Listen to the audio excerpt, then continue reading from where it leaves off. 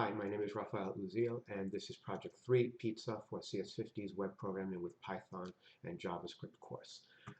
For the menu section, I used JavaScript in order to take items from my item model over here, and as items are added to the in the admin page, they are automatically added to the menu.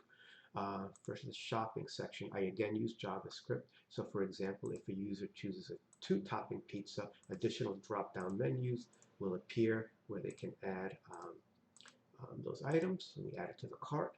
For the subsection, I used checkboxes to handle the extras. Let me add that to the cart. And in the bottom of the page, the entire cart is shown. When a user is ready to check out, the order is assembled, and I can put in an address and a fake card. I used Stripe in order to handle the payments. So when a user places the order, Stripe will take care of the credit card payments, and I used SendGrid in order to send a confirmation email, although Hotmail seems to be blocking a lot of them. I'm not sure why. Gmail works fine. Orders section will tell the user the status of their orders, and also if they click on a particular order, they will see their order details. For the code, for the models, the topping is just a list of the toppings.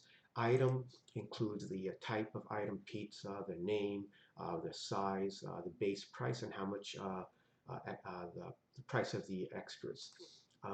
Order items takes each individual item, adds a quantity, calculates a subtotal, and lists the name of all the extras that the user chose, and also associates it with a particular order. And finally, the order model associates all of that with a particular customer, adds in a status, timestamp, address, and calculates the total. For the views.py, if you go to the order section, that's where an order is created, and that's when people are adding individual items to their cart. The next thing is the order details, obviously to see all the details of their order. The checkout section, that's when the order is assembled, total price is calculated, and then finally the confirmation, and this is where the Stripe payments are handled. The SendGrid emails are handled as well.